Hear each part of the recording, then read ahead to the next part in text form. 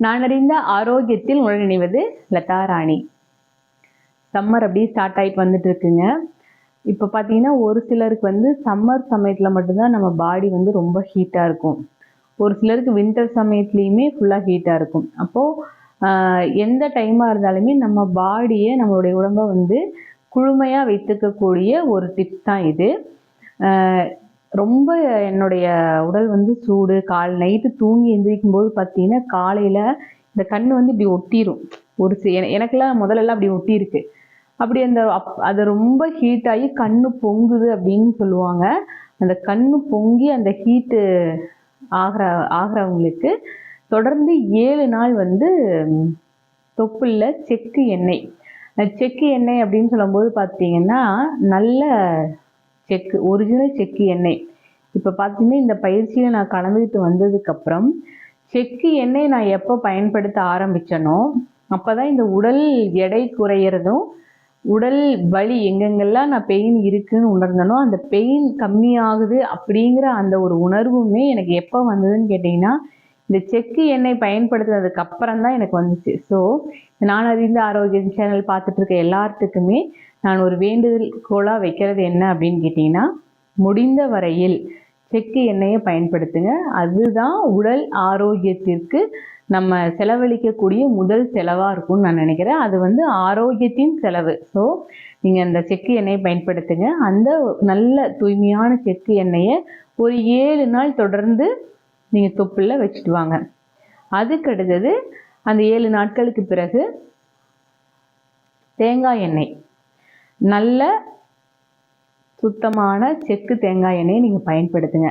இப்போ பார்த்துட்டிங்கன்னா எங்கிட்ட பயிற்சிக்கு வரவங்களும் என்ன சொல்கிறாங்கன்னா, அது நாங்கள் பெட்டுக்கு போகும்போது மறந்துடுறோங்க அப்படிங்கிறாங்க. அதனால் நீங்கள் என்ன பண்ணுங்கன்னா ஒரு சின்ன டப்பாவில் எண்ணெய் எடுத்து பெட்டிலேயே வச்சுக்குங்க. அப்போ நமக்கு மறக்காது. இப்போது என்னுடைய இந்த பயிற்சியில் ரொம்ப எனக்கு க்ளோஸ் ஆன ஒரு அக்கா, அவங்களுக்கு வந்து நான் டிசம்பர் மாதம் அவங்களுக்கு கிளாஸ் எடுத்தேன்.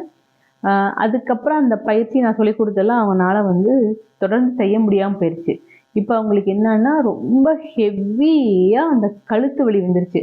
அப்போ அவங்க நீங்கள் எங்களோடதில் வந்து கேட்கும்போது, அக்கா நீங்கள் வந்து இப்போ ரொம்ப ஓவர் பெயின்ங்கிறீங்க, ஸோ நீங்கள் வந்து டாக்டர்கிட்டயே போங்க அப்படின்னு சொல்லும்போது அவங்க பிசியோ டாக்டர்கிட்ட போகும்போது அவங்க அந்த எமர்ஜென்சிக்கு என்னென்னலாம் பண்ணுமோ பண்ணிவிட்டு அவங்க நம்ம சொல்லி கொடுத்த அதே மாதிரி மூச்சு பயிற்சியும் அந்த 7 நிமிஷம் எக்ஸசைஸும் தான் அவங்க செய்ய சொல்கிறாங்க. அதுக்கப்புறம் வேறு டாக்டர்ஸ்க்கெல்லாம் போய் கொஞ்சம் இன்ஜெக்ஷன்லாம் பண்ணிவிட்டு அப்போ இந்த உடற்பயிற்சி அவங்களும் ஒரு உடற்பயிற்சி சொல்லி கொடுத்துருக்காங்க. அதையும் தொடர்ந்து செய்யும்போது என்னன்னு கேட்டிங்கன்னா வலியின் தாக்கம் அவங்களுக்கு அப்படியே படிப்படியாக குறைஞ்சிட்டு வருது.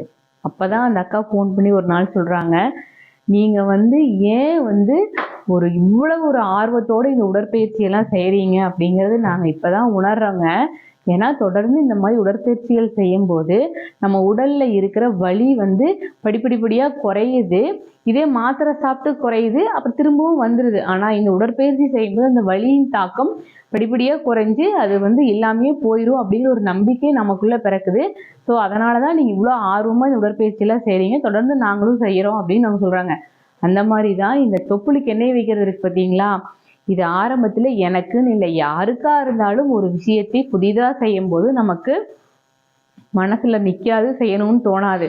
ஸோ நீங்கள் இந்த எண்ணெய் கொண்டு போய் தலகாணி எடுத்து இப்படி போட்டு நம்ம படுக்கும்போது அது பக்கத்தில் நல்லா டைட்டாக முடிவீங்களா, எறும்பெல்லாம் வந்துடும். அதில் நல்லா டைட்டாக வெளியில் லீக் ஆகாதபடிக்கு ஒரு சின்ன டப்பாவில் ஊற்றி நீங்கள் வச்சிட்டிங்கன்னா உங்களுக்கு கண்டிப்பாக ஞாபகம் இருக்கும். என்னுடைய பெட்டில் இப்போவுமே 2 நல்லெண்ணெயும் இருக்குது, தேங்காய் எண்ணெய் இருக்குது, 2 பாட்டிலுமே வச்சுருக்கேன். லீக் ஆகாமல் வச்சதுனால இது நாள் வரைக்கும் என்னுடைய பெட்டில் எனக்கு எறும்பெல்லாம் வரல. அந்த மாதிரி வச்சு நீங்கள் பயன்படுத்திகிட்டே வாங்க.